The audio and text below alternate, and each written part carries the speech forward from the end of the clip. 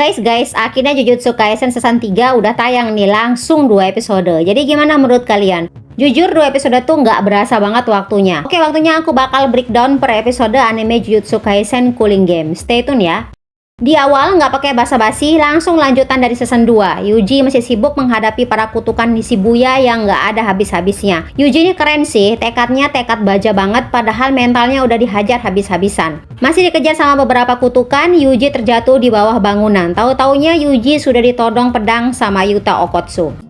Mundur ke beberapa saat sebelum Yuta mengejar Yuji, beralih ke kediaman Zenin. Nah, kita diperkenalkan pertama kalinya sama Naoya Zenin.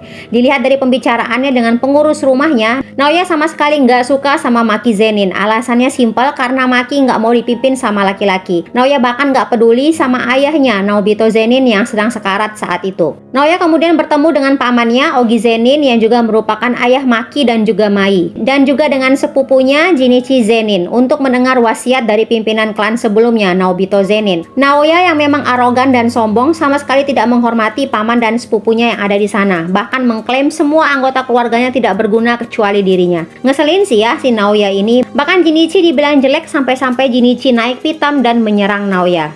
Kemudian datang salah satu abdi dari klan Zenin mengabarkan kalau kepala keluarga Zenin terdahulu, Naobito Zenin, sudah meninggal dunia. Nah, buat kalian yang lupa nih, Naobito Zenin adalah kakek tua yang ikut bertarung bersama Nanami dan juga Maki melawan Dagon. Kemudian tewas dibakar sama Jogo. Ya kalau lihat separah apa akibat ulah Jogo nih, jelas Naobito nggak bakal selamat. Orang itu lalu menyampaikan isi wasiat yang harus didengar ketiganya. Menurut surat wasiat, pemimpin klan keluarga Zenin ke-27 adalah Naoya Zenin, dan seluruh harta termasuk alat kutukan yang disimpan di SMA Jujutsu dan di kediaman Zenin otomatis menjadi milik Naoya, tapi harus dengan persetujuan Ogi Zenin sebagai pamannya dan juga Jinichi Zenin, sepupunya. Tapi, apabila Gojo Satoru meninggal dunia, perjanjian dengan Toji Fushiguro akan dilaksanakan. Megumi Fushiguro diterima di klan Zenin dan dia akan diangkat jadi kepala klan, serta semua harta dari klan Zenin bakal dikasih semua ke Megumi. Nah, perjanjian apa antara Toji dan juga Naobito? Jadi dulu nih, Toji sempat menemui Naobito dan hendak menjual Megumi pada klan Zenin, karena sepertinya Megumi bakal jadi anak yang berbakat. Dan benar saja, ternyata malah Megumi lah yang mewarisi teknik warisan klan Zenin, yaitu Tenshido. Nah, otomatis berkat teknik ini, Naobito malah memilih orang asing macam Megumi untuk menjadi kepala klan selanjutnya. Nah, mendengar hal itu, ngamuklah si Naoya ini karena merasa nggak terima dengan keputusan ayahnya. Harusnya dialah yang menjadi kepala keluarga Zenin, malah dikasih ke anak yang bahkan nggak make nama Zenin. Naoya pun pergi ke Tokyo, tujuannya buat menghabisi Megumi yang juga ada di sana untuk mencari Yuji, wadah Sukuna. Sekalian si Naoya ini juga berencana untuk menghabisi Yuji, karena memang saat itu Yuji adalah buronan untuk divonis mati atas perintah petinggi Jujutsu. Lalu kemudian beralih ke Yuji yang kali ini sudah bersama Choso. Yuji masih belum baik-baik saja guys, apalagi dalam dirinya ia merasakan kekuatan Sukuna yang makin besar. Ya iya, karena Yuji udah makan 15 jadi Sukuna guys, wajar banget. Choso kemudian menyuruh Yuji untuk kembali ke sekolah. Choso pun mau ke sekolah Jujutsu untuk mengambil jasad saudara-saudaranya yang lain. Sedangkan Yuji udah nggak ada keinginan mau ketemu sama rekannya. Karena Yuji tahu Sukuna sedang punya rencana ke Megumi dan terlalu berbahaya kalau Yuji dekat-dekat dengan Megumi nih. Selain itu, Yuji juga tidak punya muka lagi bertemu dengan rekannya karena ulahnya yang sebenarnya ulah Sukuna sudah menghabisi banyak orang.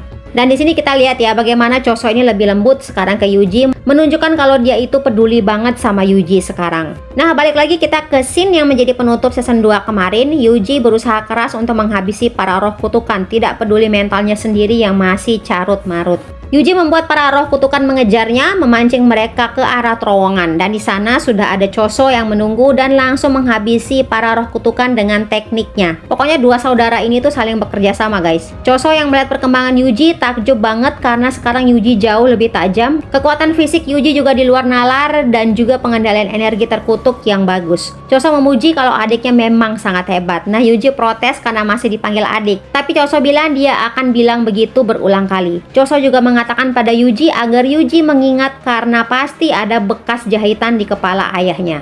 Tiba-tiba Naoya udah sampai di tempat mereka berdua. Kayak biasa, Naoya itu songong banget guys. Naoya bertanya ke Yuji kenapa kamu nggak kabur. Soalnya dia udah divonis mati karena Gojo udah nggak ada. Naoya juga mengatakan kalau dia datang buat bunuh Megumi yang sedang nyari Yuji juga. Tapi nggak ada salahnya habisin Yuji juga sekalian.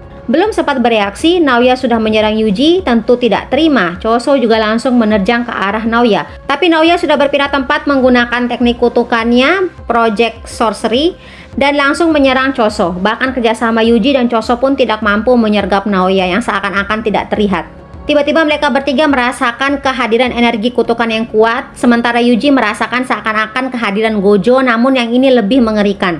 Tahu-taunya Yuta yang datang guys. Yuta menanyakan pada Choso kalau dia siapanya Yuji, sedangkan Choso sudah menduga bahwa Yuta adalah Algojo untuk mengeksekusi Yuji. Naoya langsung mengenali Yuta. Yuji mengingat kalau Yuta adalah penyihir tingkat khusus yang sama dengan Gojo. Naoya kemudian memperkenalkan diri pada Yuta. Sementara Yuta dan Naoya berbicara, Choso menyuruh Yuji untuk kabur dari Yuta dan Choso akan menangani Naoya. Sedangkan Naoya meminta pada Yuta untuk tidak memberitahukan sementara pada para petinggi kalau Yuji sudah mati. Soalnya dia mau memakai Yuji sebagai pancingan untuk membuat Megumi keluar. Yuji pun kabur, sementara Choso langsung menyerang Naoya. Yuji dan Yuta saling kejar-mengejar dan keduanya sama-sama mengagumi kecepatan lawannya masing-masing. Naoya yang dengan songong banget nih bilang ke Choso kalau dia sudah tahu teknik apa yang dipakai oleh Choso. Nah sekarang balik lagi ke scene dimana Yuji udah ditodong pedang sama Yuta. Yuji berhasil kabur kali ini, mereka berdua bertarung lagi. Yuji yang memang melawan orang dengan jumlah energi kutukan sekelas Yuta ini merasa kewalahan. Yuji dan Yuta kembali bertarung tapi tetap saja Yuji kewalahan. Meskipun begitu Yuji langsung mengatakan bahwa ia menolak untuk dieksekusi karena teringat wasiat dari Nanami padanya.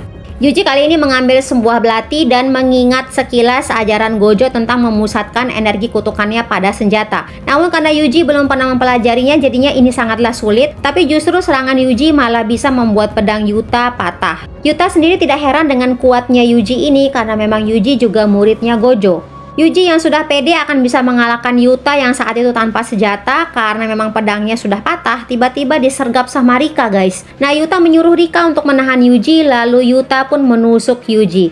Misi mengeksekusi Yuji pun berhasil. Gimana kelanjutannya? Aku bakal bahas di episode selanjutnya ya.